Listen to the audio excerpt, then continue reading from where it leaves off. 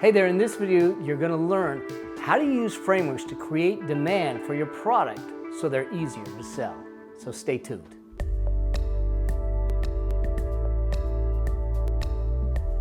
Hey there, Mel Abraham here from Thoughtpreneur Academy, and in this video, you're going to learn how do you use frameworks to create demand for your products so they're easier to sell. You know, I remember traveling in London, and I was in the tube station, and on the ground on the tube station, there was this thing that said, mind the gap. That's actually the first thing that we need to think about. What we're really trying to do, step one of this whole process, is understanding the gap that our clients, our customers, our audience are trying to close. The gap between their current reality and their aspirational desire. So the first step in this whole process is truly understanding what that is. What's the difference between where they are and where they want to go? Because if we don't understand that, we can't speak to that. And that's actually where the solution comes in. When we're good at it and we say, here's where you are, here's where you want to go, implicitly embedded in that is the assumption that you know how to get there. That's step one. Step two is, once you have defined the gap, now I want to sit them down into the emotional element of that gap, the angst of that gap. And in other words, I want them to understand at the core what it means to not act, the cost of inaction, if you will. It's what I call that demand gap, because when we do that effectively, that's what's going to create the demand, the angst. It's almost like me taking their finger and putting it on the hot iron. That causes them to pull away. So one of the things that we need to understand is, all right, so there's a gap. Here's where they are, here's where they want to go. What do they feel and what's their driving force? Not just immediate, but down the line. Not just for them, but for the people they care about, their loved ones, their spouse, their children, the team members, the customers, the calling that they have, the desire to make a difference.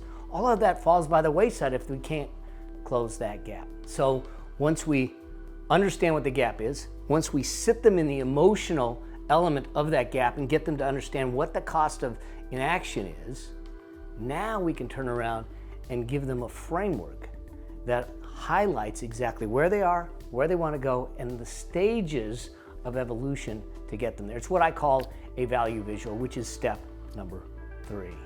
So a value visual is in a sense a hierarchy or a spectrum where we get a chance to anchor them where they see themselves. So we anchor them in that current reality. But the way we anchor them is we anchor them with a title. We give them an identity.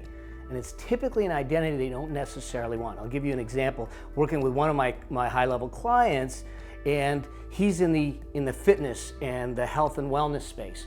And what he wanted to do is move people to take exercise, to go do something for themselves. And at their current reality, he titled them derelicts. I mean, it's like you sit back and go, who wants to be called a derelict? But the point is that I want it to be repelling. I want to stretch it like a rubber band to get them to start to move, to have that desire and that angst enough to make the move to the next level. And so now what we do is we give them the identity of where they're at. We give them an identity of where they want to go.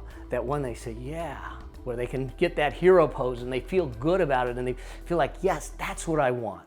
When you are effective at creating a framework that shows where they are, builds that angst, and builds that feeling of the cost of inaction and that emotion in that demand gap, and identifies where they want to go, by virtue of you presenting it, they're going to look at you and say, you have the solution. Or if they don't ask you for the solution, you can then transition to say, so how do I get you there? How do you get there?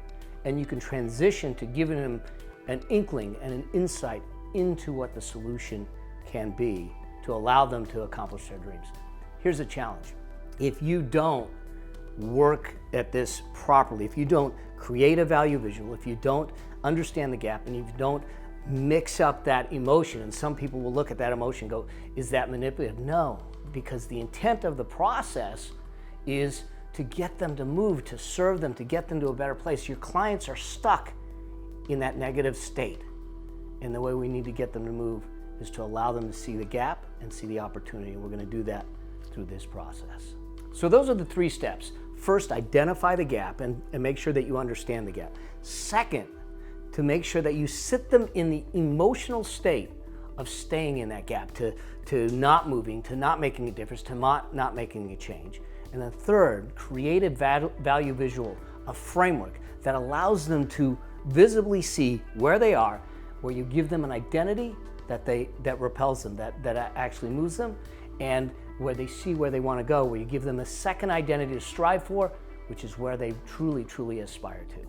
Now, in order to make that easier for you, I've got a download called the Framework Formula. And so click the link somewhere around this video, download it now. It'll give you the key elements, the 4 aspects of creating a framework that brings your information to life. And I'll see you in the next video. Cheers. Bye.